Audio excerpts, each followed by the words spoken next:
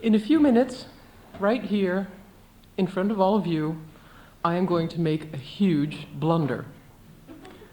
I am going to ask the T question. Now, every reader, interviewer, and critic is supposed to know better than to ask the T question. The only reason I dare to do so is because I'm convinced that all of you, like me, have asked yourself that same question while reading Dorothy Allison's work. The T question is it true?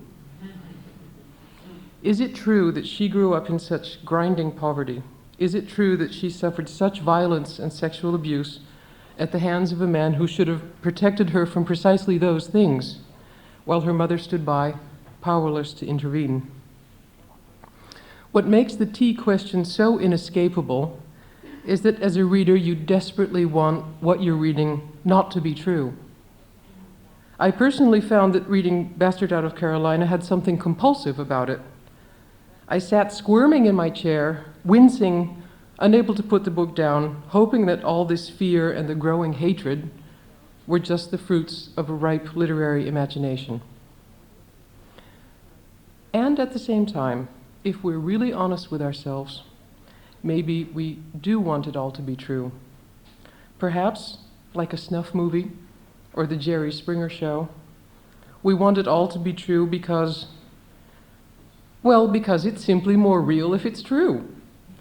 And that adds to the reading experience an unsettling, but also titillating dimension of voyeurism.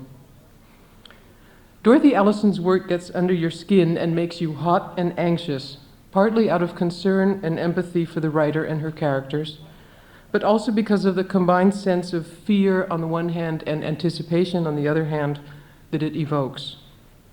The author herself has said, "Writing is the only way I know to demand justice from an uncaring universe." Allison's books are not just portraits of families, but also portraits of a social milieu, a social environment. It's a class thing, I believe Dorothy herself would say. She has described herself in no uncertain terms as cross-eyed, lesbian, poor white trash. The fact that she can say that so unabashedly is, of course, a sign of her triumph over what we would call social stigma. Give the beast a name, and you can conquer it. But she knows all about this life. Let me read you a very brief quote from 2 or 3 Things I Know for Sure. It's the very beginning of the book, the only unqualifiedly autobiographical book that she's written, she says. She writes, "Peasants, that's what we are and have always been. Call us the lower orders, the great unwashed, the working class, the poor, proletariat, trash, lowlife, and scum." Read her descriptions of the neighborhoods, the houses, the shoddy, damp tract houses that Bone and her family move in and out of constantly in Bastard. Granddaddy Byrd's brittle old wooden house with nails sticking up out of the porch stairs that made holes in the seats of his breeches in Cavedweller. The hard-packed dirt yards, as hard and relentless as the people who live in them. See the men standing around drinking themselves silly and belligerent at the back of their pickups, while the wives and sisters and aunts and mothers and grandmas watch out for each other and try to keep some semblance of cohesion in their families. It's always up to the women, isn't it? It's a world of drinkers and singers, be it gospel, be it rock and roll. A world of relationships that can be both close and violent simultaneously. Love and carelessness rolled into the same tight package.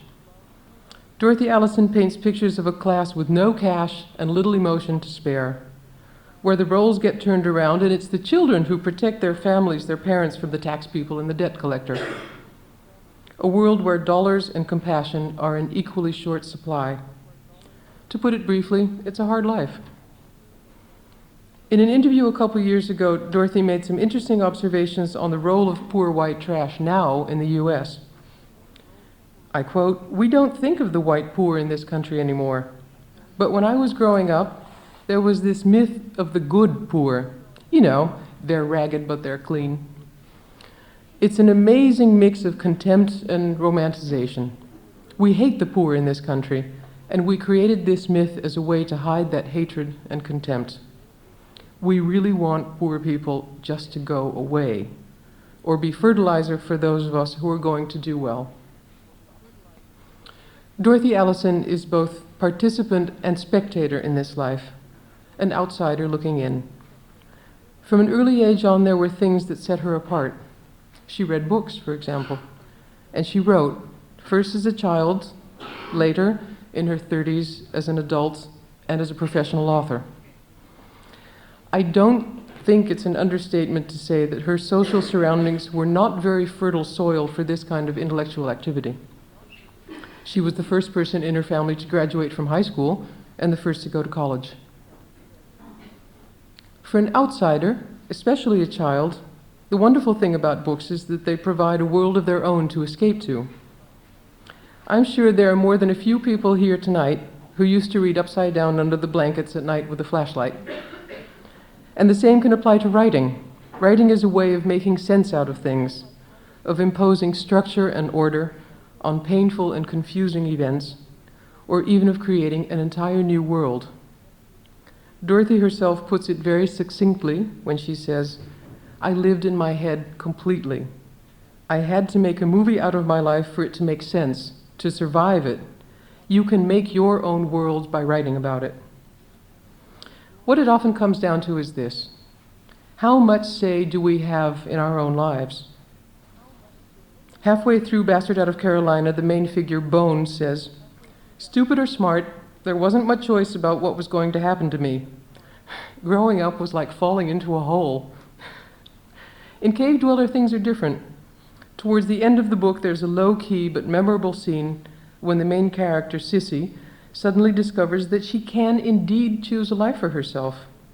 A friend of her mother's suggests that she could leave Carolina and go to university in California. Leave Carolina? Go to university? For Sissy, this is an earth-shaking revelation that she could conceivably take her own fate into her own hands and not just make the best of what she gets, as poor white trash is used to doing. There is a careful optimism in this. Motto, it's a hard life, but maybe there's hope after all. Dorothy?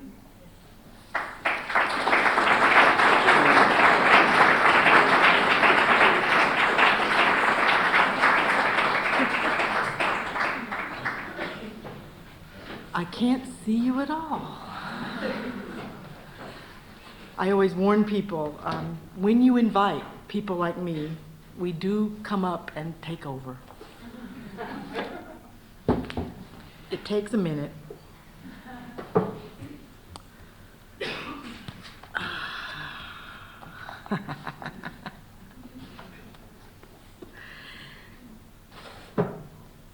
Okay. Yes, I will fix it. Yes.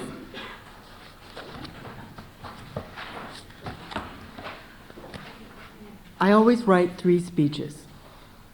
I know, but people like me overcompensate. You write 3 speeches, then you cruise the audience and try to decide which one of the speeches they need. It's hard when you're in a foreign country because all my usual cues are completely messed up. I can't even tell who among you is Butch. You will tell me later? Okay. And then usually there are a lot of young people, and I explain to them that eventually they will have to do what I am about to do, and they should be kind. Because you reach a certain age, and if you are a writer and a reader and you have read in the dark a lot, you need reading glasses, and you switch off. Yes! Out in the backyard by the light from a street lamp, yes. It'll mess your eyes up.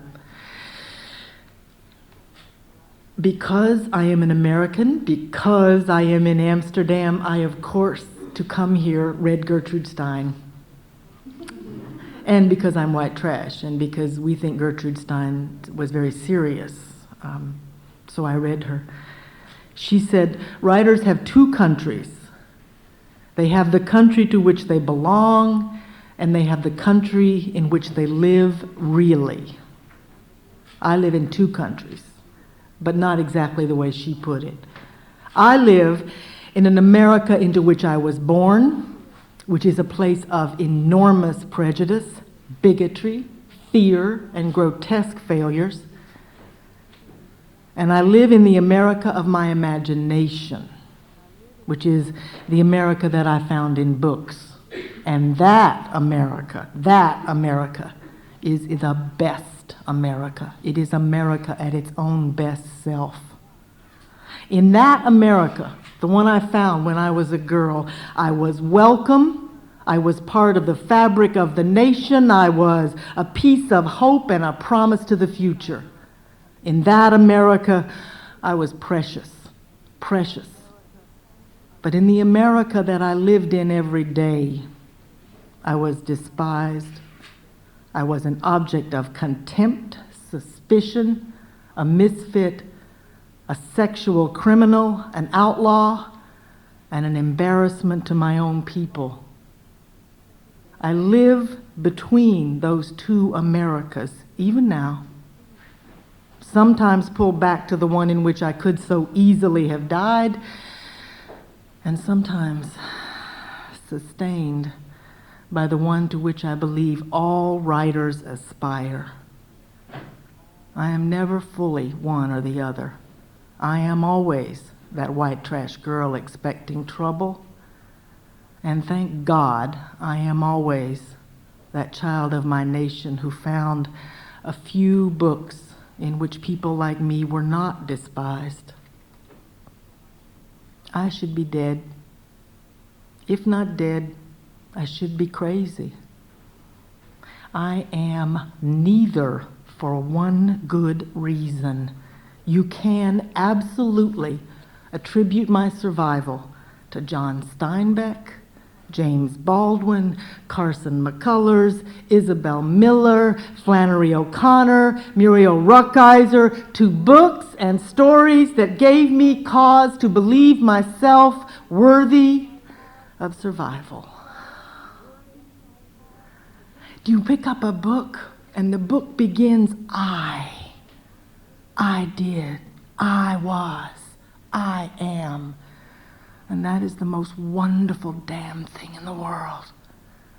To read I and know that no matter what the story, no matter how terrible the story, the child lived. John Steinbeck, Charles Dickens, survivors, poor kids who run away and make new lives for themselves. It doesn't matter if they play guitar or write music or somehow dream of making novels or just learn to mix a good martini and dress in a black coat. Poor kids who run away and live, make new lives for themselves. Girls who refuse to do what they're supposed to do, what they were told they had to do. That voice, I am, I was, I'm still here. It is the most reassuring voice in the world, particularly if you are a child who believes yourself a monster, if you are in an impossible situation, if no matter the circumstances, you cannot imagine your own survival. You cannot imagine that you will get out alive and sane. I grew up in a nation that convinced me I was contemptible, and I believed it. Children believe it easily. If you have been told you are, and I can quote this, no count, useless, lazy cow, you crazy dyke. If you have heard that voice, that large, grating, evil voice telling you you better off dead, you need another voice to set against it. You need a voice of hope. You need a story that does not damn you. Finding stories like that is why I'm here. As a storyteller, oh, honey, I am my mama's daughter. I am a tease. I am completely capable of entertaining you. Gypsy Rose Lee's got nothing on me. I am provocative. I am sometimes a little bit too careful. And I was raised a Southern Baptist. It did not quite take. But some of it did. I was raised to believe in tithing. I was raised to believe you give back. I believe in debt. My personal debt. Personal debt to storytellers who kept me sane. Personal debt to my mama when she literally, physically saved my life. To my sisters when I put them in front of me to take violence that I couldn't stand that day. To a world that sometimes was not as brutal as I would have expected it to be, that debt. And having found stories to give me hope, like a Baptist child, I have always wanted to give something back. And the one story I tell over and over in different shapes is a simple one. It's the story of how not to be the monster they tell you you must be. Writing is about mining your own nervous system. I do not think it means that you have to do autobiography all the time. I do not think you have to tell your family story. No. You have to tell a true story. You have to tell a story you absolutely believe. It has to resonate with your full experience. It has to have in it everything you know of those you love. That's why all those writing teachers are always telling us, write what you know. Write what you know. And that's the problem. Many of us do not imagine we are entitled to tell the story we know. We are afraid of telling family secrets. We are afraid of humiliating those we love. We are afraid of our own shame. Write what you know. But what if what you know is poverty and self-hatred, rape, shame, fear? I grew up among a people who acted out the worst of all the stereotypes of the Southern working poor. I grew up among men who drank and went to jail as easily as I suppose Yankees went to school. I grew up among women who were always pregnant when they married, if they married, and among men and women who were violent to each other and to those they loved. And I grew up comparing my family, my people, to the myth of my family. I grew up knowing I was not normal. I was even the myth of normal. I was a girl who did not want to marry some boy and have babies. I didn't even want to marry a girl. What I dreamed of is that American thing, that running away and being self-sufficient, the loner. Women who want to be self-sufficient, women who dream of a little place of their own, of banking their own fires, of sitting up with books, of keeping a garden, of putting the energy of their lives into the growth of their own souls. Those women are unnatural. Those women are dykes. Dangerous. Even if there is no issue of sexual action, those women are dangerous, unnatural. And I knew very young, I was unnatural and dangerous, and sexual choice was not the issue. Sexual choice, when you are raped as a child, is something you will come to hard and late. But knowing yourself a monster, embracing being that monster, how do you write about that?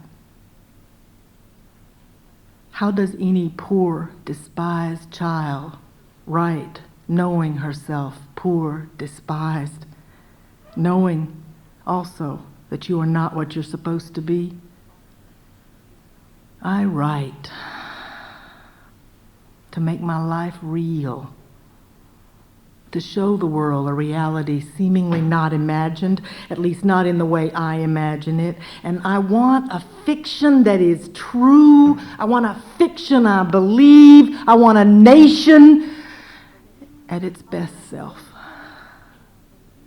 And I believe that for that to happen, my nation must be seen as real as it is. And that means showing it sometimes its worst self. The books that saved my life. Oh, God. Oh, there were poor people in those books. There were Southerners. Ever occasionally an incest victim. Every now and then a hard-working, respectable family. There were even a few lesbians, heavily coded lesbians. But most of the books that I found as a child, and I will tell you frankly, running 10 to 1, were hateful. The people in those books, especially when they were supposed to be people like me and my family, were hateful. Shamed me.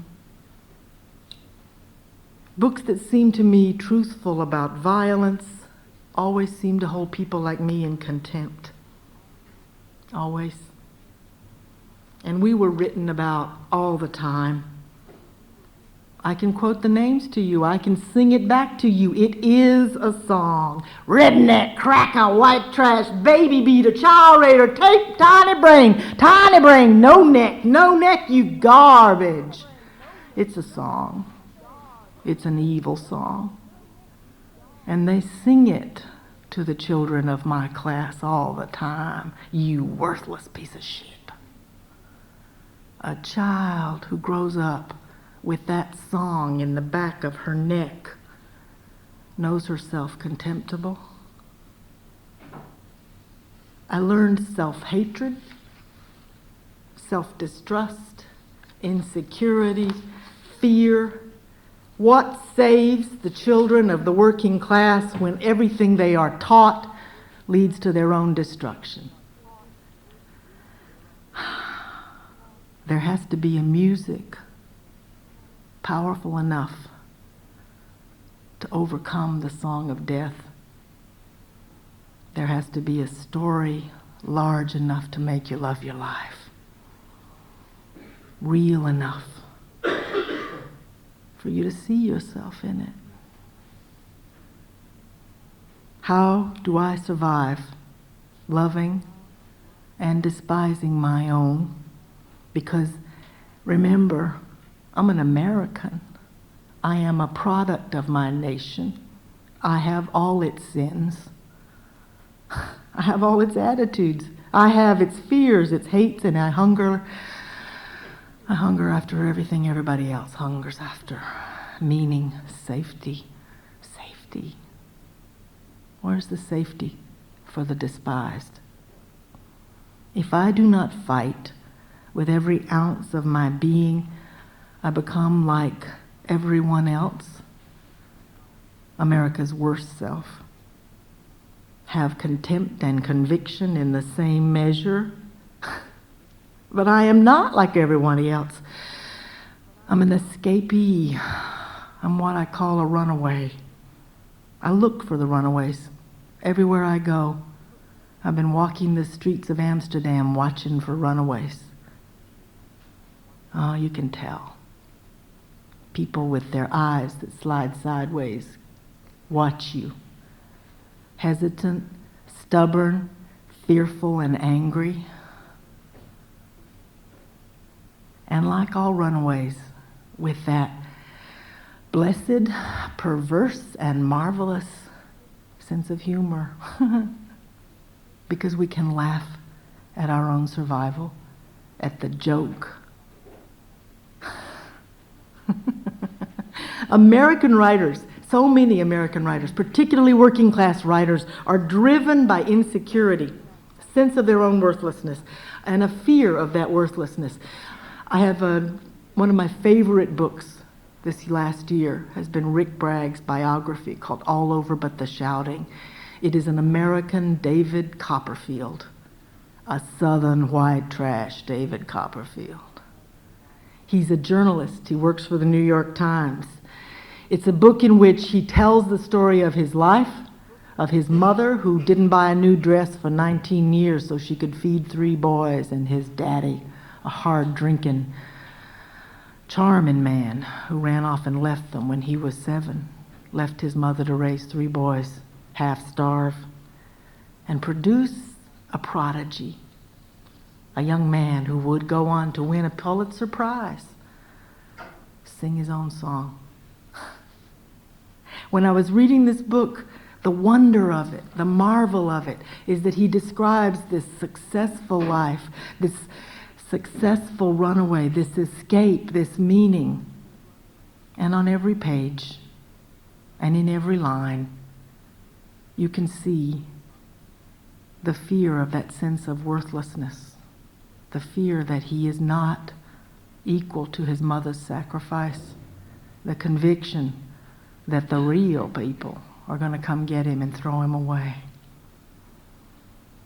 It is a biography lined with terror and poetry. That's what I share with Rick Bragg. All us runaways trying not to be what we are told we are. I think we sort out truth from our fictions. I think we figure out how the world works by reading stories. I think we believe in who we are because we see ourselves in a book or a movie. I myself do not see myself in many movies, but I know other people do. Or a television show. I myself haven't seen myself much on television, but I noticed that my nieces have the full sense of who they are from TV shows and MTV and short skirts and high heels and accents and maybe doing drugs in the night and running off. Do you hear the song? It is a dangerous song. It is a dangerous music. It is the small self. I go to books to find the large soul, to find the nation I believe in. Fiction sometimes has a capacity to persuade us that things can be changed. Yes, life can be horrific. Things happen that you did not intend. You will hurt people that you love. It is the nature of life. But things can be different. And we learn that in books. But I am like Rick Bragg. I am like him. Unsure, fearful, afraid to tell anyone how, always, continuously fearful. I shouldn't be. And I'm sure you don't understand it. I have 6 books. I have won awards. I make a living at writing, something that very few creatures manage. But I keep my sense of worth. I keep my sense of purpose by hunting out other writers, finding still a few books that give me a cause for hope, a few songs that sing to my soul. Not just John Steinbeck, although I love John Steinbeck, but Harper Lee and To Kill a Mockingbird, and Jamaica Kincaid and Annie John, and Jim Grimsley with that gorgeous Winter Birds, and a man brave enough to write his mother's autobiography. Russell Banks and his amazing working class men that smell to me like all my uncles, and Amy Bloom, who writes short stories that make me believe maybe the middle class is not contemptible. Writers, stories, a sense of truth. I'm not always looking for myself on the page. Sometimes I'm just looking for a bridge to the morrow, for a little bit of reassurance that I am still worth my life, worth my mother's grief, my sister's poverty, all the stories I have not yet managed to tell. So, if you are alive purely because of the accident of finding the right book at the right time, you want desperately, desperately to give other people the right book at the right time. You want to write novels for 13-year-old girls who have been convinced they are monsters. And you want to write it, I am. My name is Ruth Ann Boatwright, but they call me Bone. And the voice is the voice of a child that is still alive, no matter what comes after the last page. She is a survivor. You want to write a book about a woman who commits an unpardonable sin, unforgivable, abandoning babies to a violent man. And you want to prove to yourself, as much as the reader, that she can be forgiven, that she can forgive herself, and that she can make a genuine difference, that she can save her girls. No matter walking away from rock and roll, no matter going back where they hate you. I give you Delia Byrd and prove to myself redemption is possible. I write Sissy. I write a girl child in love with her own body and terrified. A lesbian child who has never heard the word, so cannot name herself. And I send her down into the dark, and she finds herself, all her self-consciousness, her human embarrassment, and the possibility of hope. I make my girls, I make my women, I make my stories because I am a Baptist daughter and a revolutionary. I am a Zen feminist. I can put things together most people won't even admit they are. And I cannot sing a lick. I cannot be Janis Joplin. I cannot be Delia Byrd. I cannot join a band and run off and compete with women whose voices can arc and break your heart, except on the page. On the page, I can break your heart. It's a white trash talent. It's a redneck rescue. It's the other America. It's the best self I have.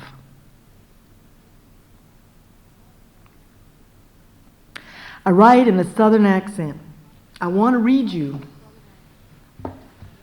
a little bit of Cavedweller because you should hear the accent. And also because the only time you hear my full Southern accent is in 3 situations. When I am drunk on my butt,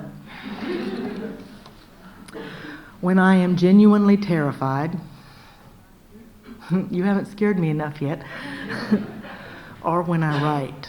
And it's important that you know how it sounds like, because there are not enough Southerners telling good stories. Except in music.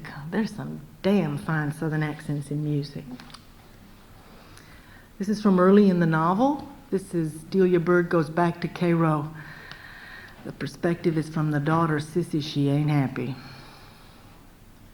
They come into Cayro late that night. Sissy was sound asleep in the back seat. Delia pulled in behind the Motel 6 on the Marietta side of town, curled up under the steering wheel, said, "I will just sleep a little while." And fell immediately unconscious. Sissy woke up toward dawn. As the light brightened and the traffic noise increased, her mama was asleep in the front, a torn and wrinkled road map stuck out from under her right hip. Sissy lay there, listless. An awful grinding made her lift her head and look out the window.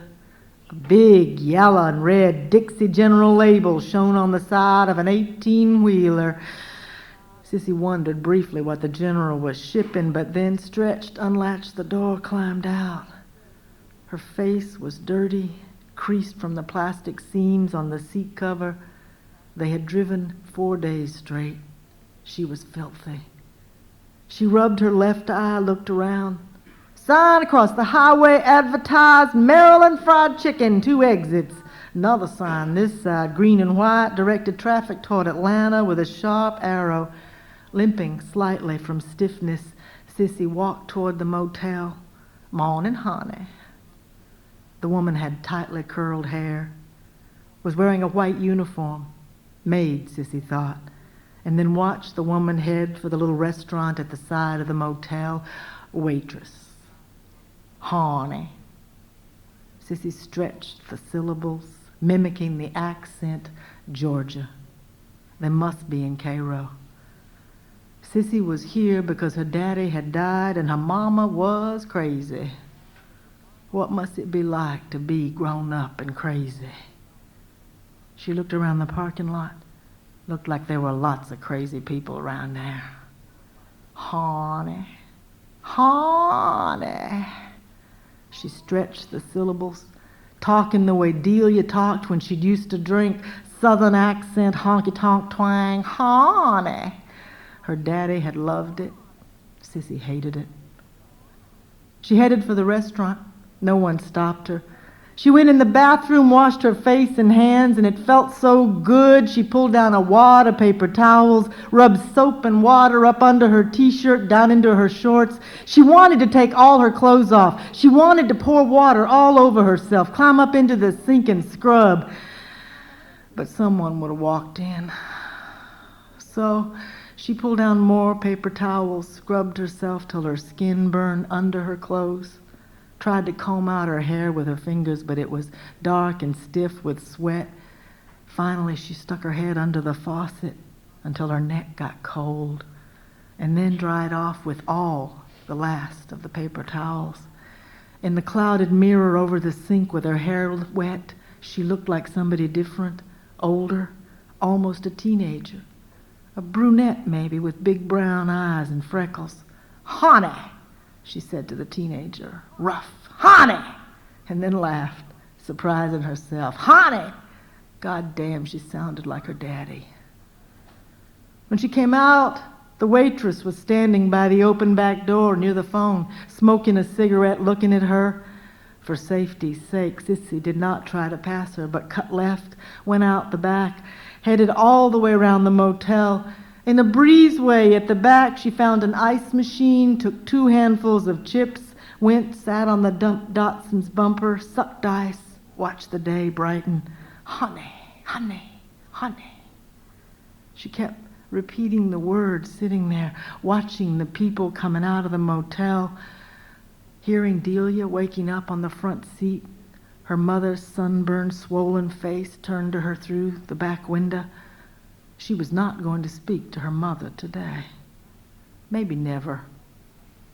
People kept coming and going out of the restaurant, open motel doors, carrying out luggage. They'd give Sissy a look and go on. Her hair was drying loose and tangled. The sun was glaring. She did not have the energy to glare back at the people. She was so hungry she was flat in the middle. Sissy had hated 3rd grade, begged almost every day to stay home. But looking around that motel lot, she knew she'd promised she'd never miss another day of school, if only Delia would drive him back to California. And how could she do this to her? Sissy wiped her eyes across dry eyes. wiped her hand. No one listens to kids. No one. Grown-ups do what they want. Delia, hell, she could pick up, go anytime she wanted to. Sissy could lie down on the concrete, cry till her bones melted. No one would care. The ice in her mouth was gone. Sissy turned, looked through the window. Her mother was struggling out of the car. Delia was standing in the sun, blinking like a bird that has just run headlong into a window. Her mother rubbed her eyes, turned to her, said, "You must be starved. Come on, let's get you something to eat, honey. Honey. Honey."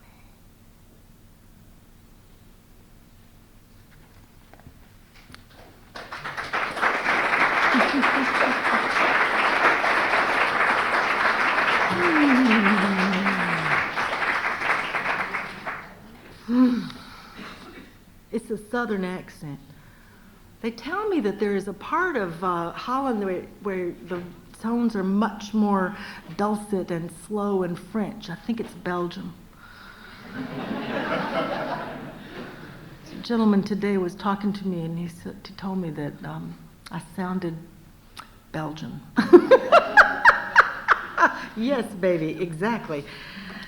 He also told me that my Nolan was feminine. What a crime.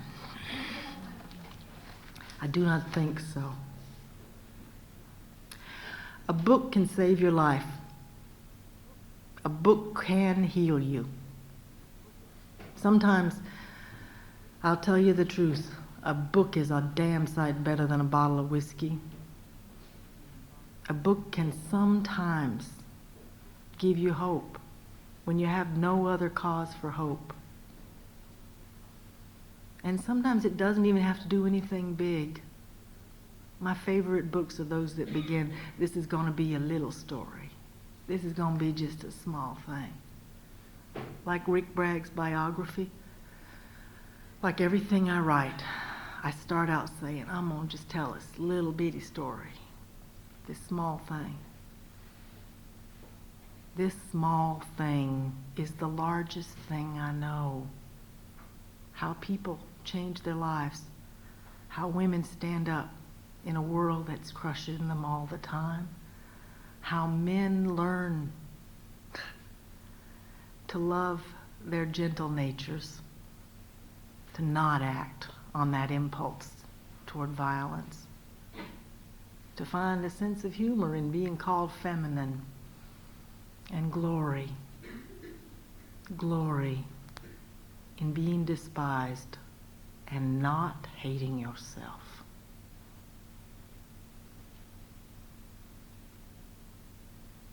Anytime you want me to come back, I will tell you another story. And I will read to you in a southern accent. Thank you.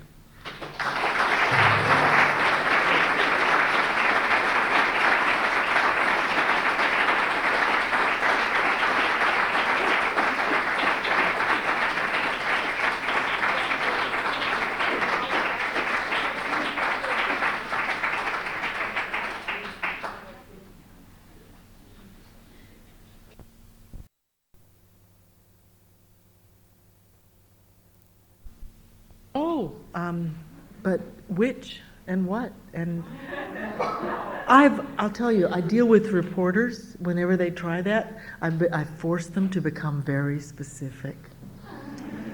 Oh, I thought I'd let myself off the hook this time.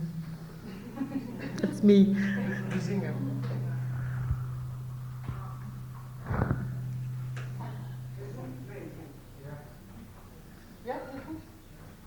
Okay. I'll try to be more specific then. Where is the border? Is there a border between autobiography and fiction, especially in Bastard Out of Carolina? In 2 or 3 things I know for sure. One of the, just a 1-sentence quote, behind the story I tell is the one I don't. So what's the border between what you tell and what you don't? I deliberately wrote that book after Bastard Out of Carolina. Is it going to keep doing that?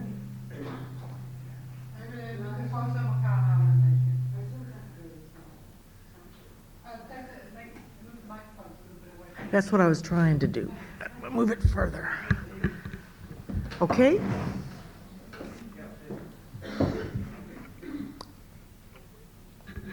Oh, away from each other. Away from each other. Cool. This is my technical consultant. She's got the largest collection of music in Amsterdam. She has an apartment that I gather is wall-to-wall CDs. I'm going to go see someday. Truth, all right. I write fiction. Bastard Out of Carolina is a fiction, very deliberately, for several reasons, primarily because the true story would be way too mean. Way too mean. I have a deliberate, I have an intent. There is a purpose in every book I write. I want something very real to happen in the reader. Generally, it is emotional.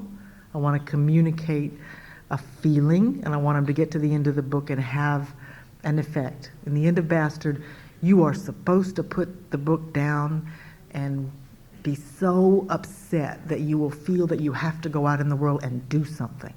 That was the idea. Writing autobiography, it seemed to me it would be much harder to accomplish that. So it's a deliberate fiction.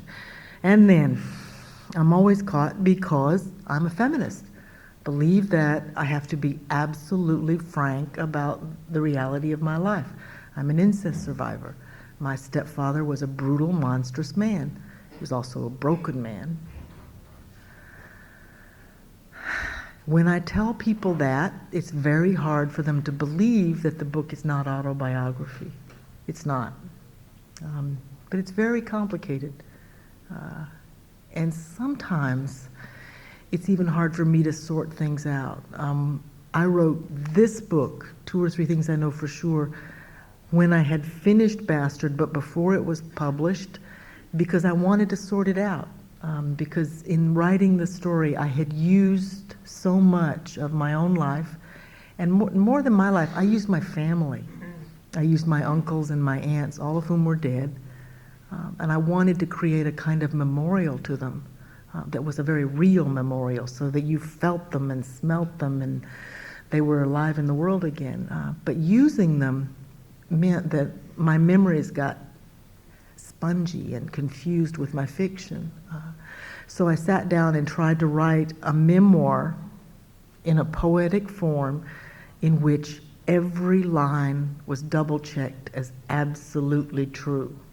That became really complicated when I went back and interviewed my sisters and my aunts and the members of my family who were living, who were really clear that our family tells so many lies, nobody knows for sure what is true. The line in the line that reoccurs in this book is, there's 2 or 3 things I know for sure, but the line is stolen from my aunt, who I was named for, and what she said is, there's 2 or 3 things I know for sure, but never the same damn things, and I'm never as sure as I'm pretending I am. Do you know? So truth is complicated. What my intent is that I will write nothing that does not match my experience. It has to be real in that sense, so that Bastard Out of Carolina has to end with Annie leaving Bone, because I had never read it in a book. I knew it's what mostly happens, and I wanted it to be there. Did you know that when you began? Oh yeah, I knew where I was going. I got lost a couple of times on the way. That's how writing works. I knew where I wanted to end up. But it's not, I don't work from an outline. I have written outlines for books, but I've never written those books.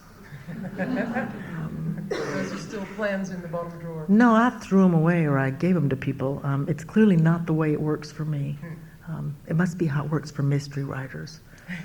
They have storyboards full of little yellow stickers. Yeah. I write lots and lots of little sections, and I spread them out, and the house gets completely full of little sections, and then I throw away 3/4, and a novel is left. The hard part is which 3/4 gets thrown out. Exactly. Yeah. So things can be true that didn't actually happen in fact, but they're still true because they match your experience. You know what I mean. Of course I do. Everybody here does. You know when you read a story and it's a lie. And it's the glorious contradiction, because this is fiction. This is telling lies. This is making a real world out of a fiction. We must be crazy. That's why all writers are weird, because you're playing with reality. Yeah. But it has to be, you have to believe it. You have to believe it. If not, if it didn't happen to you, you have to believe it happened to somebody you care about. Mm-hmm. Yeah. Did you, I don't quite know how to put it, when I wrote my introduction, I started, sorry, we can't get much further away from each other than this. Ah, Oh. it's my hands. It's me and Jerry Falwell. We can feel. Cool. All right, I'll just touch it every time it does that. Okay. Like your mama. This element of voyeurism that I mentioned in my introduction, Yeah. I felt I was on thin ice because maybe this was something that you would even find insulting. I don't know, but I felt it strongly that on the one hand I wanted it not to be true because it was so awful. As a reader, I felt protective of the author, strangely enough, and at the same time, the truer it was, the more scary and thrilling and chilling it was, and I sometimes even felt embarrassed about how caught up I was in the story. You're hardcore. Oh God. Is there hope? No, I think everybody is. I think most people are embarrassed to admit it. I think that every book I pick up, I'm looking for the author. Sometimes I'm looking for voyeuristic details. Some books lend themselves more to that excitement. But there's another issue which does get dangerous, and we feel it dangerous, which is, especially with Bastard, because it's about sexual violence. And I don't know about Holland, but in the United States, I'm pretty damn clear. Everyone has eroticized children, and everyone has eroticized sexual violence. It's in the culture. And to fight it, to argue against it, to try to write as if that were not present is impossible. You have to take it as a given and work around it. However, not everyone has the same emotional response to it. I know that when, in the course of trying to write the book, I crafted so as deliberately as I could. There is not a sexual detail in the book, and I read it over and over until I could be sure that it would be as close to impossible as I could make it for anybody to jerk off to it. Do you know what I mean? I couldn't stand the thought, and so I was very deliberate. Now, I'm a feminist, and I'm a realist, and I believe that people are as complicated as anything. So possibly there is someone who could find erotic excitement in the manuscript. I don't think so. I think what we find is that discomfort, that erotic charge that causes us to be uncomfortable, fearful, and protective. I think you're right. Was there criticism of the book because of this? Not this version. Earlier manuscripts that I have written, earlier stories that I have written, yes.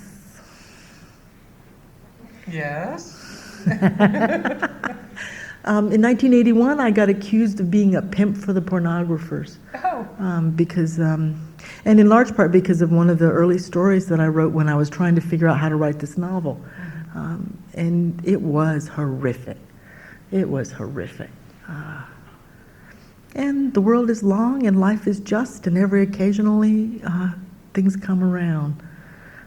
I don't think that, and mostly I think the people that were really upset at me hadn't really read what I was doing, but they were so afraid that anybody was writing about, because I had written a story in which a child has an erotic response to being sexually abused, which was my experience and why rape is so complicated.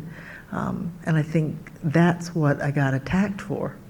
And that was forbidden. You weren't supposed to say that. As if nobody ever went crazy because they had an orgasm while being raped. It made me a little upset. Perhaps you can tell. I could tell. I could tell while reading without even knowing. Yeah. Which was part of what made the book so powerful. And you could see that the author was keeping a close eye on the borderline between Yes. relating this experience and not slipping over into what could be accused of being pornography. Yeah, well, I approve of pornography. It's a very American discussion, this, isn't Yes, it? it is. See, I do, this is the complication. I approve of pornography. I have difficulty with incest pornography. I have a large trouble with that. My experience was horrific. So I can't get my mind around that.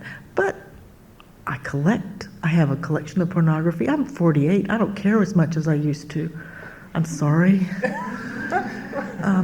Also am I, Dorothy. Yeah. Yeah.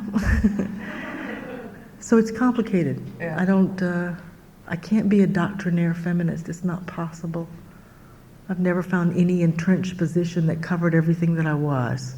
But I'm still looking. And probably will the rest of your life. Probably. Yeah. But writing about something doesn't necessarily mean that you glorify it. Yes. So Well, you said, I can't write about incest. I can't write incest porn. I'm emotionally That would be incapable. glorifying it? Well, no. Enshrining it? I don't think incest pornography does that exactly. I think incest pornography excuses and justifies on some level. I mean, erotic charge is erotic charge. That's going to be there. But I know that the books that my stepfather read to me to justify what he was doing were about justifying what he was doing. So I can't read them independently of my emotional response to them, which is I want to hunt the people down and kill them. You know, life is like that. You say these things so flippantly. Well, I haven't done it yet, so, you know, for a person who's an American, I'm pretty much nonviolent, and I'm working it. But I was born working class. I know how to shoot a gun, and, you know, I have these impulses, but so far they're in balance. You know, I try to be an honest woman. That's the best I can manage. Yeah. Well said. You were for many years, at least 15 years, at what's called a doyenne of lesbian poetry and fiction. And then you stepped into the doyenne. Wonderful. I've been waiting to use that word for years. Cool. Doyenne of poetry. Doyenne. And then you stepped into the literary mainstream with this book. What was that like? That must have been quite an experience, and perhaps rather scary, I can imagine. Deep water. Yeah. I was damn sure that I had written a good book. It saved my life, because, boy, I did not understand everything else that came along. When you're a radical lesbian feminist, and you've been working in the radical lesbian feminist publishing for so long, and you have a very clear analysis of patriarchy and patriarchal publishing and patriarchal literature, it really messes you up when they like you. It really, God, there was a moment there when I thought I must have done something wrong. And it's taken me time to make peace with it. It felt like treason in some way. No, it didn't feel like treason. It felt like the world had gone into Alice in Wonderland land and gone crazy. What saved me was I had absolute confidence in the book I had written. Otherwise, maybe it would have been that I had committed treason or that I had done something wrong or that I had betrayed somebody. Because it got really, I mean, you go to the National Book Awards and you get introduced to people that you have admired and despised all your life. And you're one of them. Yeah, well, I didn't feel that, actually. I was pretty sure any minute they were going to say, oops, mistake, out, her. That one, the one tucking the silverware into her bag. You know. It was, and they didn't? No, but they did gawk at me. And I did kind of enjoy that. Just, you know, I expected them to do worse, so we were doing fine. And they lived up to so many of my expectations. And what were those expectations? They were drunk on their butts and they talked bad about each other. It was just like real people. Like real people. And you know, their worst selves were on display. I enjoyed it enormously. Except for a few people that it just, you meet people that you have admired for so long that you never thought you would have the opportunity to meet, and you get to say to them genuinely, your books have been part of why I am who I am. That's a wonderful thing. You know, to take Toni Cade Bambara's hand and say, I think you are a genius and a gift, and have her smile in confusion is really wonderful. I liked it. Yeah. How did you make that jump? Did someone say to you, this is a wonderful manuscript that you should send to Dutton, or how? Oh, no. How did this happen? No. I'm much more deliberate than that. I started writing and publishing as a feminist, and as my first poem I ever published, a really bad poem, I published in a magazine that I was an editor with called Amazing Grace. Not necessarily a terribly bad magazine, but boy, my work was awful. Yeah, well, it was a bad poem. I volunteered. I wanted to learn. Well, I wanted to change the world, so I volunteered for everything. I was in the Rape Crisis Center, and the Child Care Center, and the Lesbian Peer Counseling Center, and I was a staff member for the Women's Center. It's a wonder I ever got any writing done. No time for writing. Well, yeah, but it was the revolution. It was the early 70s. The world was a place in which if we were mean enough, fast enough, and passionate enough, things would be completely different. It was like waiting for the Messiah. She was going to get there any minute, and I was...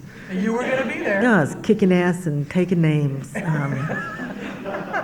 But that meant that as a writer, that's where I got my education, in the women's movement. And I worked with feminist magazines, and then I worked with feminist presses. I published my first book of poetry. I called up the editor and said, I got a book for you. I knew her. I had worked with her. So it wasn't a strange thing. It was a natural progression, and I trusted her. I also knew where she lived. So the problem is I got sick. I fell down a staircase and messed up. My tailbone was broken when I was a kid. And in New York, when I lived in New York, I fell down a staircase and started a long, slow process that has led to my having arthritis.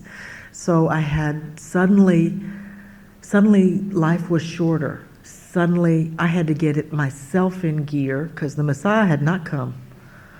The world had not changed as much as I wanted it to change. That's the way it goes with Messiahs. Yeah, I was going to have to do some work on my own.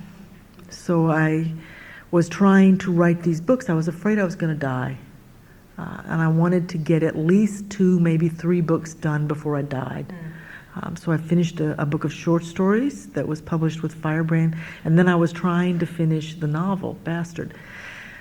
And I ran out of money, and I was sick, and it's like, okay, trade press publishers give you advances. So in a very deliberate feminist fashion, I got a friend of mine who was a commie faggot to act as my agent. And I went to New York, and I made a little list of the lesbian editors and feminist editors. I separated them out. And I very carefully went and I interviewed them. This is the most arrogant thing you can imagine, but I was a feminist. I knew what I was doing. So I went and I made my little list, and I checked off the ones that were complete idiots. And I came back and I told Jeff, my little commie faggot, and said, these are the ones that we can send the manuscript to. And he did it. And the first person that I sent it to was Carol DeSanti at Dutton. And Carol was back like that. And she said, I want this book. I want this book very badly. But now I am a feminist, and I have an analysis of patriarchal publishing. And I had figured a budget. These two things are They're very closely related. I knew I needed at least a year and a half, and I knew that it was going to take me at least $7,000 a year to survive while I wrote this. I was a feminist, and I was deliberate. And I had a girlfriend with a job.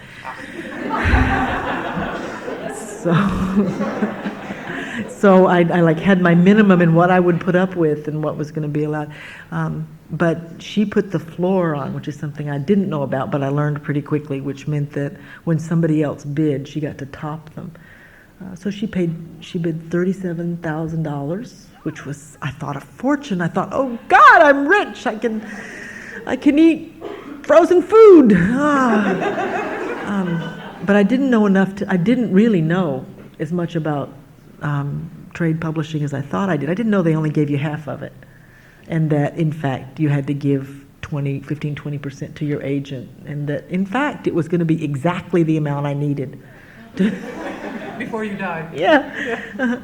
And it was very difficult to deal with strangers who I couldn't control. Because until then all your writing and publishing and been so tied up with this.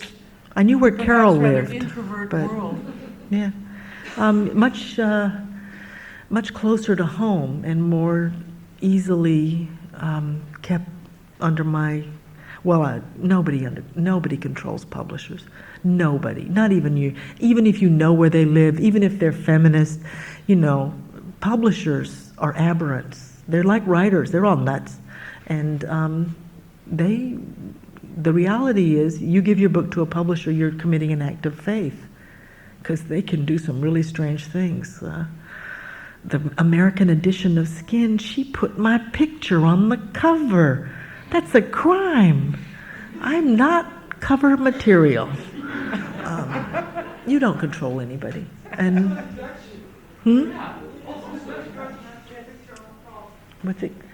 what's the book called? The Dutch version of Skin? Hund. Oh God, I know. I saw. Somebody had it. They showed it to me. Mm-hmm. Yep. Yeah.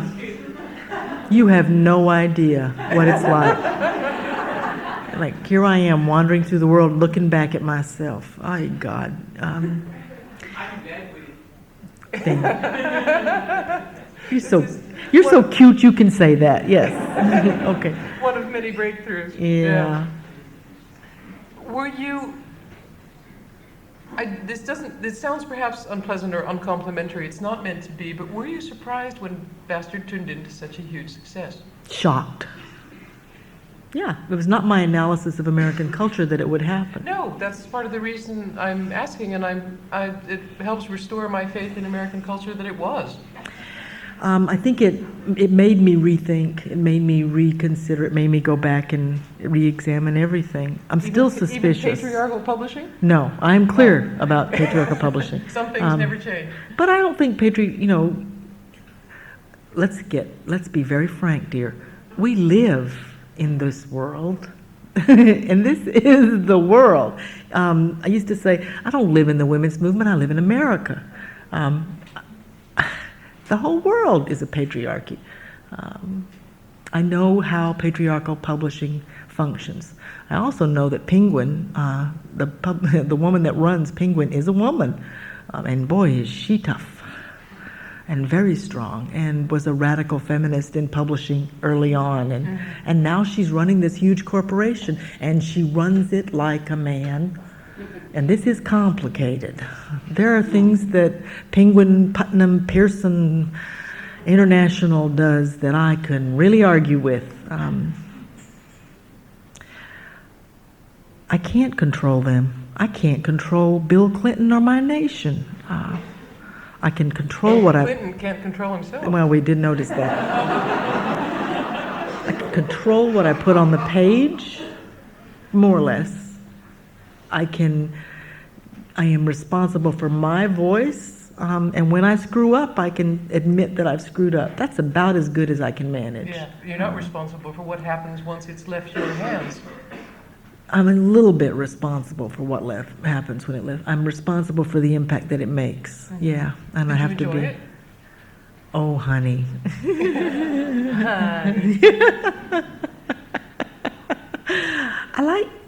Yeah, I can go bad. Damn right. I can eat beef bourguignon and drink wine and flirt with girls that wear clothes I can barely imagine paying for. Damn straight. I'm Southern. I can go bad with the best of them.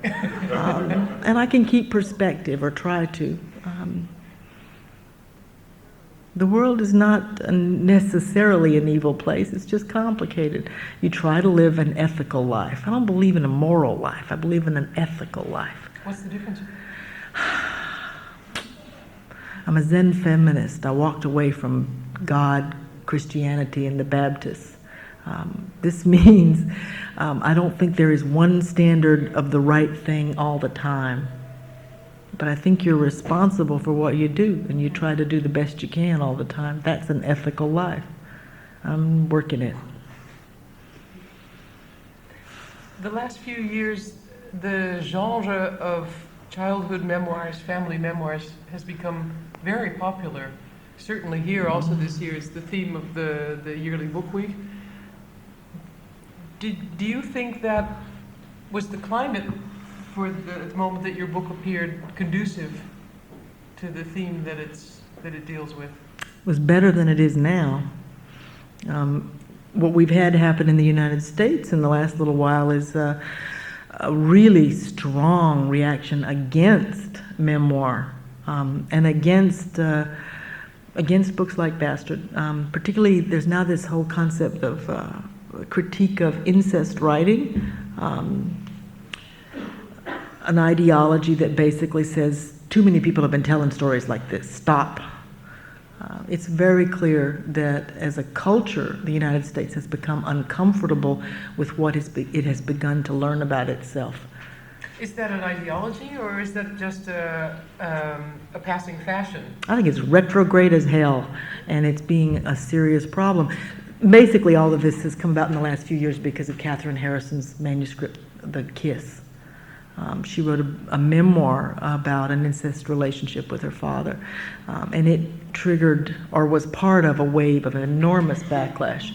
But I think that actually it just gave people an excuse to say, for a lot of people, to say something they had been wanting to say for quite a while, which is, stop already. You know, we don't want to change. We do not want to know unpleasant sexual details about the family. And there is always a conservative impulse that will say, stop telling secrets. Let's keep it the way it is. It's safer, it's quieter. Right now, that's a very strong wave, but I don't think it's going to win. I think, in fact, that the memoir has an enormous capacity to impact on how people really see themselves and how they see families, how they see their culture. I think we used to go to anthropologists and ethnographers to get our information about our culture, and there was not so much memoir.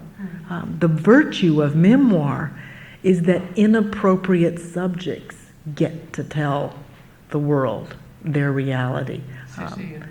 Yeah, and Sandra Cisneros writing House on Mango Street, which is in the same relationship to truth as my work. She gets to say what it is like to be a Chicano coming out of that culture. Complicated, loving, amazing detail that is not really possible if you send a social scientist in to interview people. Yeah. Chicano is a Mexican American. Yes, yes. And it has a huge larger social impact than sociology. Because it has an emotional impact. Because the reader goes inside the character and feels the experience. You become that different, you live in that different world. You know it. You are not able to have the same bigotry that you had before. Now, maybe you can cling to it. Maybe you will still find justification for prejudice or cling to your prejudice, but it is going to be in some way less powerful, less certain. Everything assumes different dimensions. I believe in it. I wanted to ask you how you see your own position within the... Yeah, Anna? How you see your own position in the literary scene. Lesbian, Southerner, white trash. Do you ever feel quaint? Oh, God. Hell, sometimes I feel downright exotic. I can't do anything about that. Yeah. Shit. Shit. Yeah. I try not to become a caricature of myself, which in fact my culture encourages. And that's about the only protection I've got. Yeah. Because all that is about making me this distant object. Yeah. And then I show up. And I can preach like a Baptist on Sunday and sing them right into unconsciousness. I am very hard to contain in a small box when they let me show up. And I ain't quaint. But sometimes quaintness can be, let's face it, a selling point. You think? Yeah, I'm sure. I don't think there's a publisher who would not exploit a writer's quaintness if that was good for sales. Oh, publishers will exploit anything. And, that's capitalism. We live in capitalism. I understand this. But, boy, quaint. That's like being cute. I wouldn't date a cute woman, and I wouldn't want to be quaint. I'm sorry. Not that I would want you to be. Oh, good. But I can't control that. no, you can't. I can argue against it. If there's a niche in the literary market that someone puts you in, then there's Well, nothing that you can do about it, is Well, there? the cool thing, in the United States, they have now these superstores. But the thing that superstores do is that books have to fit a category. They have to be a pigeonhole. There has to be a shelf. And if you are quaint, then you're on the quaint shelf. And you're on the lesbian and gay shelf, and you're on the literary shelf. The more little categories you can inhabit, the more goddamn shelves you can have your books on. And the more books you sell. Well, exactly. I understand how this works. So I am going to inhabit a lot of categories. But I'm going to have trouble going with quaint. I can't. I read in an interview with you on the internet that you burned everything you wrote until you were 24. Yeah. Good God. Yeah. What masterpieces have gone into the oven? Oh, and what tacky, awful stuff, too. 60-page play in verse. Maybe I'm not too sorry about that one. You don't know. I've got books you won't ever see that I could burn now, but my girlfriend won't let me. Why did you do that? Because I was afraid. Were you just rehearsing? Or? No. This is not something, it wasn't like I had a decision one day and burned everything that up till then. No, I started writing when I was very young. I think about 9, 10, 11, that time when you still think anything is possible. Then adolescence happened and I stopped thinking anything was possible. But I would write anyway. I would compulsively do this thing. Which no one else in your family did, No, nobody. But they loved, my mother loved books, nobody else.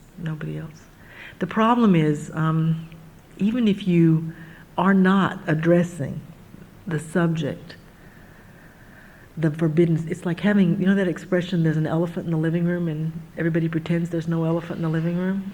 If you're in a home in which there is sexual violence happening, the elephant is always in the living room and everybody is walking around it. and I couldn't avoid it.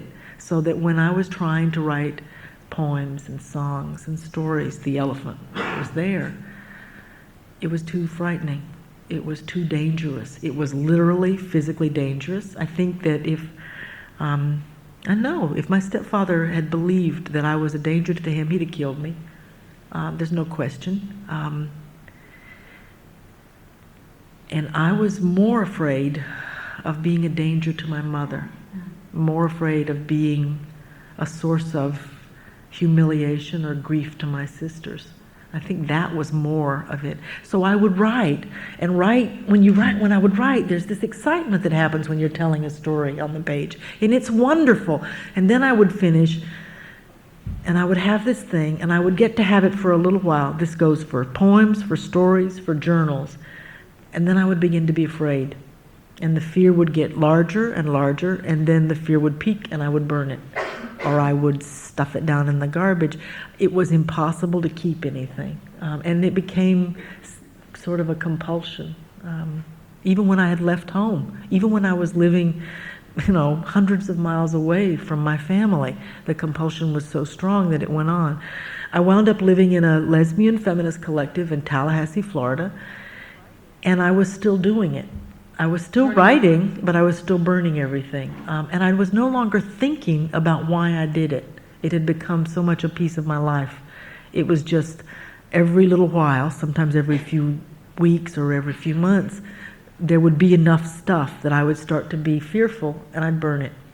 And I set about doing it one night. We lived in a house where there was a little stove, gas stove, and I went in there and I started lighting pages because there was a hearth in front of the stove, and I'm lighting pages, and one of the women in the house came in and saw me and said, "What are you doing?"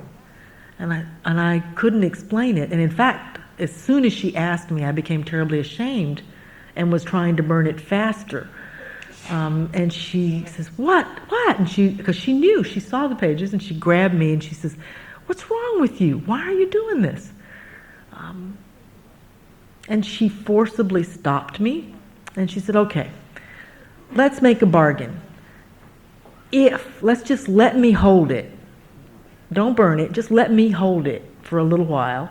And if a week from now you still want to burn it, we'll burn it. But you aren't thinking about what you're doing. Think about what you're doing." She kept everything for a year. It took me a year to break myself. It took a long time. And I would become terrified. I had to have to get up in the middle of the night and have to go walking because I wanted to go to her, take it back, and burn it. That sounds like an addiction. I think so. Drinking or... I think so. I think it was what I did instead of drink. I think it was what I did instead of kill myself. I think I was killing myself. Do you know? Mm. Yeah. I think she saved it. And of course, you have to remember, this was in the early 70s. It was the women's movement. It was a lesbian feminist collective. So there was a meeting. And they all got, and there was process and criticism, self-criticism. So they all got together, and you don't know about any of this? You didn't do any of this? God, it was like, they all got together to talk to me, which was worse. I mean, it was really, Jesus. I mean, it's part of why they broke it, because I had to justify to the committee what I had done.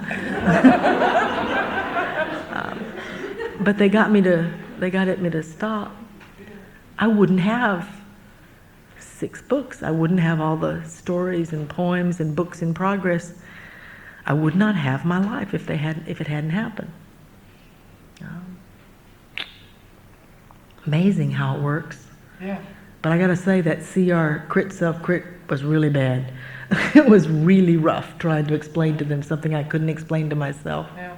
Yeah. Well, Yeah. Thank God they did. They saved you as a writer. Yes, and now you could read all those bad poems. So by the time you were 24, you were living in a lesbian collective in Tallahassee, Florida. Mm-hmm. You had left home, so that means that your family knew that you were lesbian? And Well, my family always knew I was a lesbian. They always knew? Oh, yeah. How did they react? How did they react? They figured it out before I did. Oh, really? As is often the case. Oh. Yes. My sisters were very uncomfortable. There was a time and point when my younger sister asked me if I would mind changing my name or moving to another state. I moved to another state. To spare them the shame? No, I was following a woman and it happened anyway. That's a relief. Yeah. No, that's not... in a peculiar way, my family wasn't that uncomfortable with me being a lesbian. They weren't. They were uncomfortable with me going to college. That was worse. Oh, I became a stranger, and I became somebody that they were afraid would judge them, which is true. It's what happens. You become an alien. And they were afraid of me when I became a writer. But no, as a lesbian, nah, they didn't care. My mother did want to... Didn't you find that threatening, though? No, my mama wanted me to have children. She found the fact that lesbians didn't get married and, and I think, considering how successful she and most of the women in my family had been at it, I mean, she had this fantasy that marriage was saved you and that he would have a job, of course. Well, you'd get a nice woman who'll have a job, honey. That was what she was concerned about. But no, that's not the issue. It was what was so confusing to me in some ways in feminist politics, because coming out was not the big issue for me that it was for a lot of the people that I knew. Not about that, not about being a lesbian. Coming out as an incest survivor, that was huge. Coming out as having been poor, that was huge. I could pass as middle class by the time I got through college, and I tried. Didn't always work. I liked television and rock and roll and bad music, No, that wasn't the problem. What I might tell the world, that was a problem. Yeah. Oh. And you had or adopted a child at 41 or 42. He's now 6. I made him. Wolf. You made him. Oh, yes.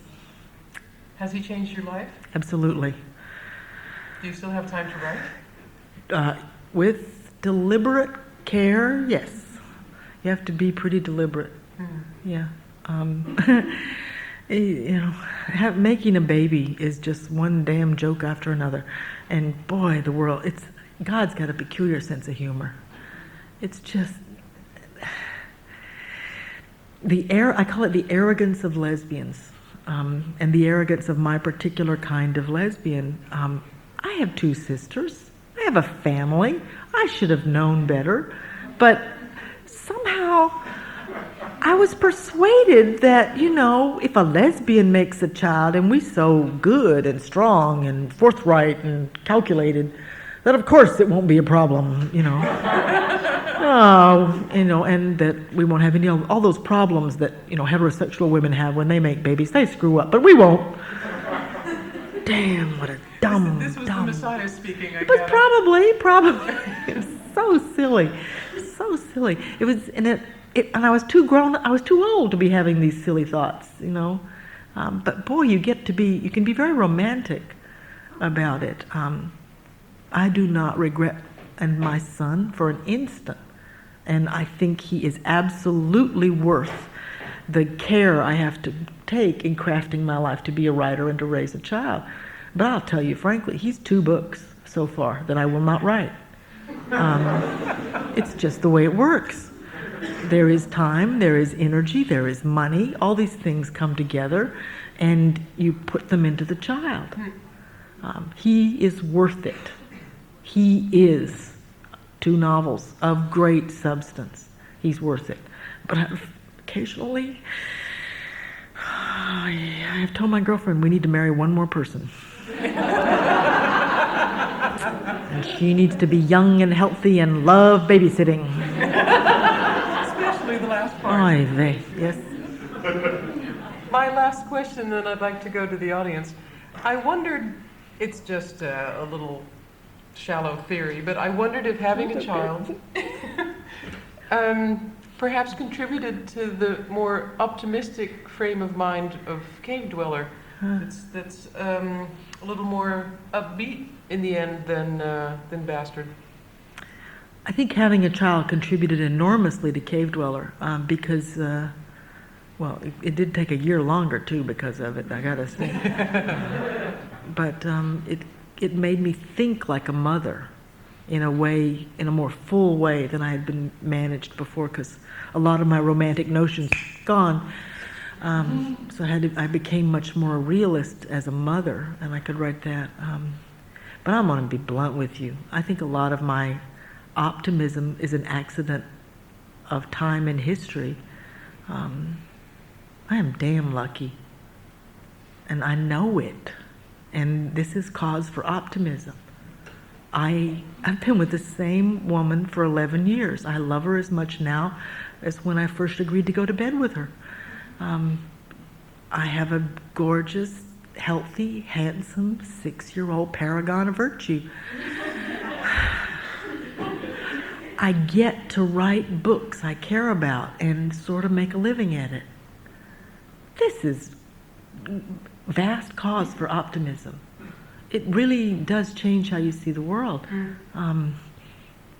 It has made some demands on me, and I had to go back and look at, you know, the hard thing. Tell me the hard thing. If you have been, when you are poor, and you are queer, and you are treated with contempt by the world, you get into the glory of being poor, queer, and contemptible. You get into the romance of being damned. And there is a romance in it.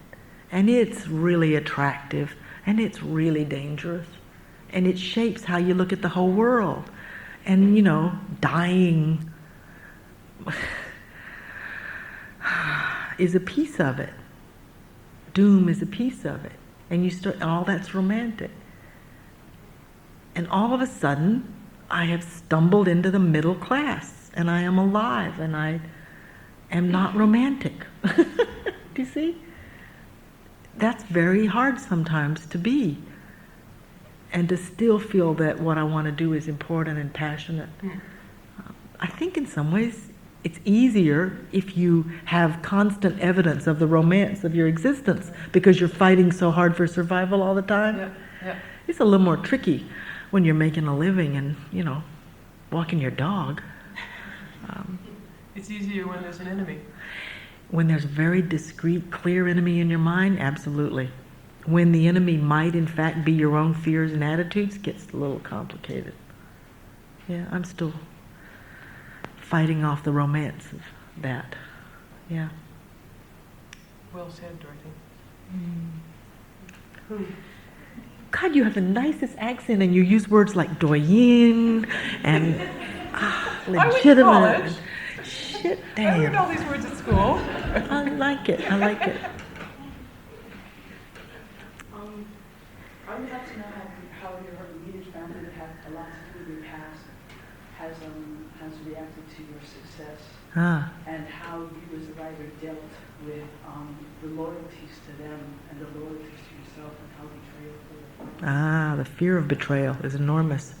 Everybody hear the question? She wants to know how my immediate family, which I mean assumes sisters, mother, cousins, reacted to my work. And the whole issue of betrayal and loyalty. Yeah, it's a little bit like walking on razors. You have to be really careful.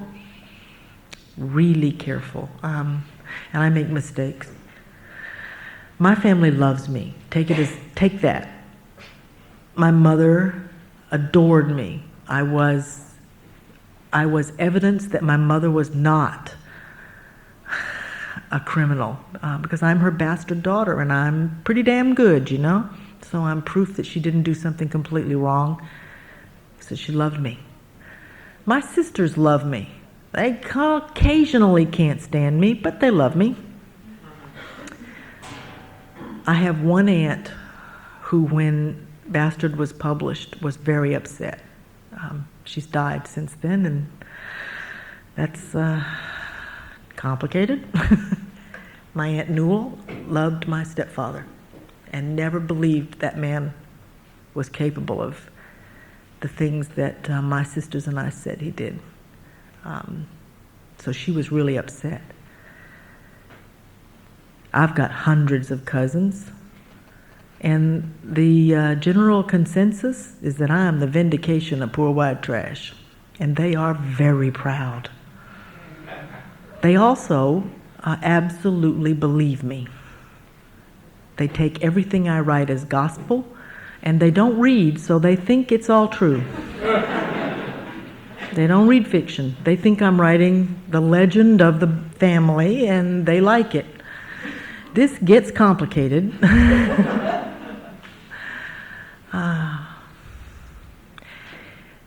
I fear enormously betraying my family.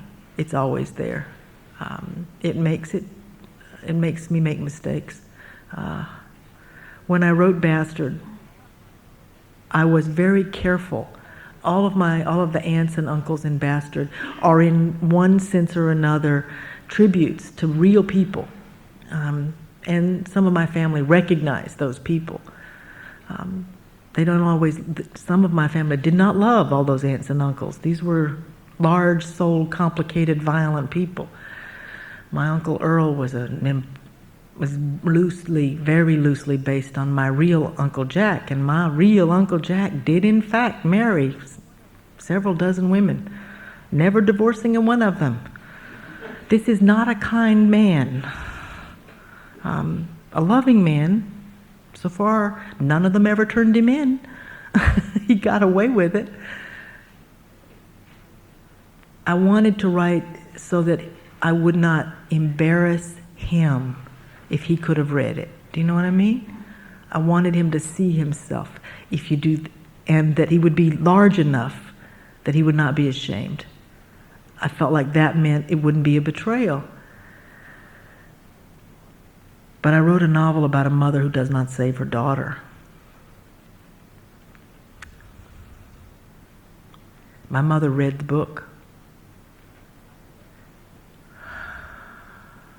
I do not believe I betrayed her, but I'm not sure.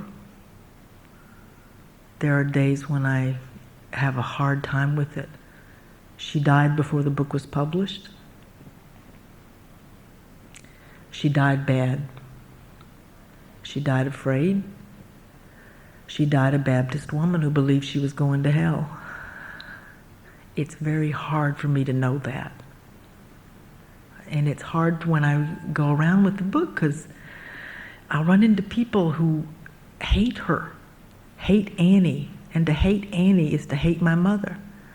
Now the truth is, mostly, Annie in the novel is based on one of my aunts, not my mother. But people who find the book don't know that. And they come up to me and they're angry at my real mother. And that is very hard. I think it's part of why I wrote Delia. I'm trying to write a fiction that makes people understand women like my mother. And that won't be a betrayal. But I'm not going to get away clean. I'm going to have to live with it, with people hating my mother. And that's awful.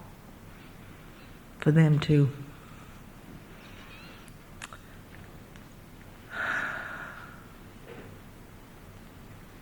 Has weight, you do this stuff.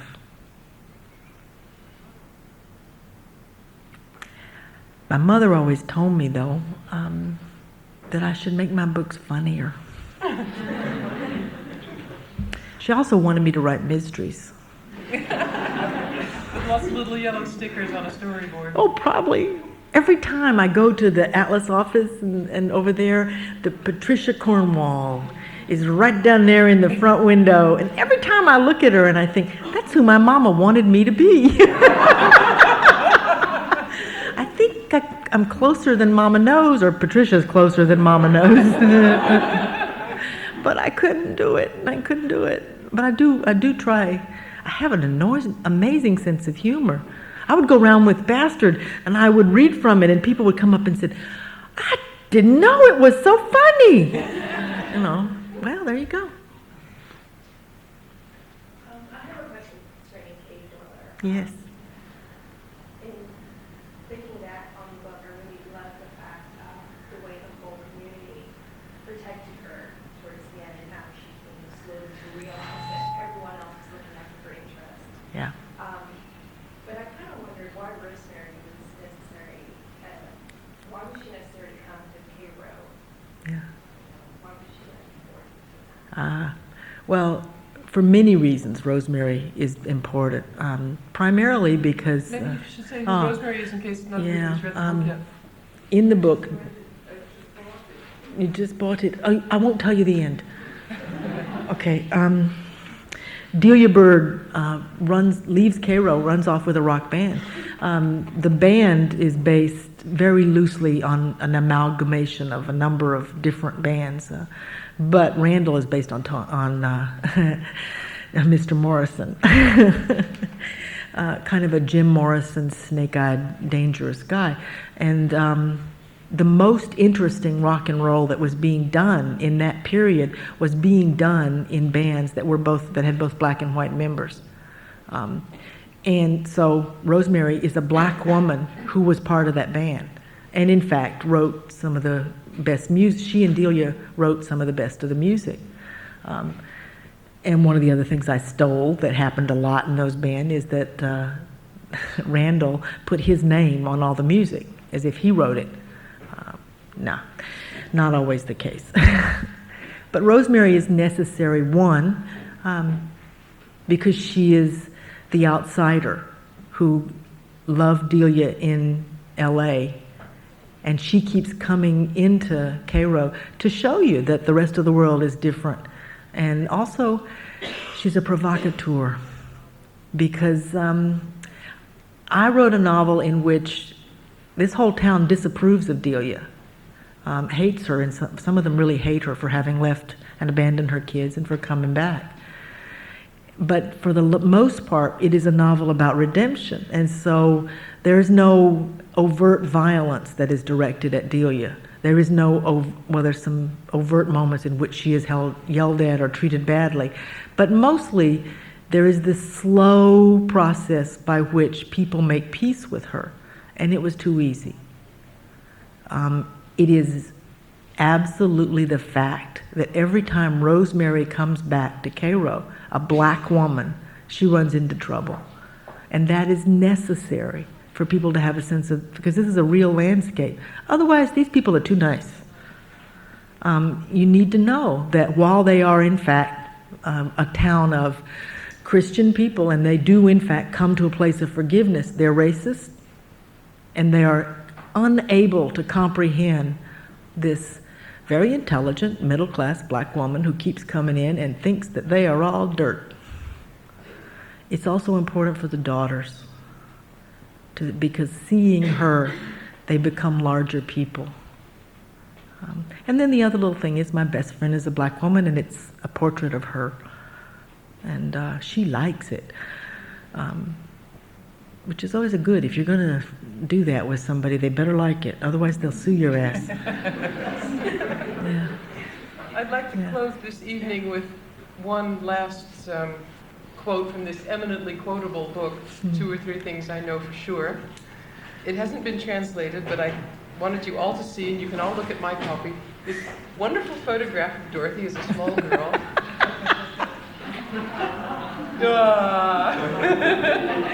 Did you see the glasses? Great glasses. And I wanted to show you this picture because of what one of Dorothy's aunts said when she saw this. "You're like me," she announced when she saw my third grade school picture. And, pay attention, got that "nothing gonna stop you look about you, girl." And I thought, that's Dorothy Allison all the way out. Thanks very much. Thank you.